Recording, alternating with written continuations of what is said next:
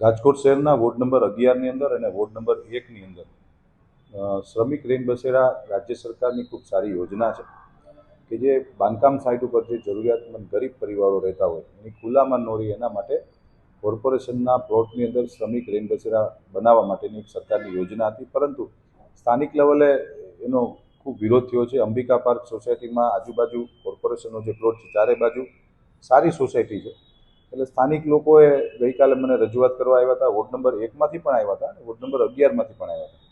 સ્થાનિક લેવલે રજૂઆતના અંતે હાલ પૂરતું અમે લોકોએ રાજ્ય સરકારનું માર્ગદર્શન માંગ્યું છે કે આ પ્લોટ જે કોર્પોરેશને ડિફાઇન ભૂતકાળમાં જે કરીને આપ્યો છે 2 વર્ષ પહેલાં, એ ઉપર ન બનવી જોઈએ અને બીજી જગ્યાએ બનાવવામાં આવે, જેથી કરીને લોકલ જે રહેવાસીઓ છે એને નાની મોટી કંઈ મુશ્કેલીઓ હોય એ મુશ્કેલીઓ ન પડવી જોઈએ એવું એમની રજૂઆત હતી. અને ધ્યાનમાં રાખીને રાજ્ય સરકારને અમે લોકો પત્ર પણ લખવાના છીએ અને હાલ પૂરતું શ્રમિક બસેરાનું અમે લોકોએ કામ અટકાવવાની સૂચનાઓ આપી છે. વિરોધ તો મારું બહુ સ્પષ્ટ માનવું છે કે આ દેશની અંદર માનનીય પ્રધાનમંત્રી શ્રી નરેન્દ્રભાઈ મોદીએ એક જાહેરાત કરી છે કે દરેકને પોતપોતાનું ઘરનું ઘર મળે.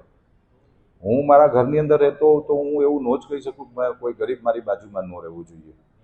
ભારતીય જનતા પાર્ટીની બહુ ક્લિયર વિચારધારા છે, સૌને પોતાનું ઘર મળવું જોઈએ, એના માટે આવાસ યોજનાઓ બને.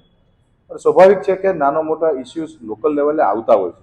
અમે ટાઉન પ્લાનિંગના રોડ ખોલીએ તોય આજુબાજુના ખેડૂતો કે આજુબાજુના લોકો વિરોધ કરતા હોય, એટલે એ બધું તો ચાલતું રહેવાનું છે. પણ નાના માણસોને પણ એટલી જ પ્રાધાન્ય આપવું જોઈએ.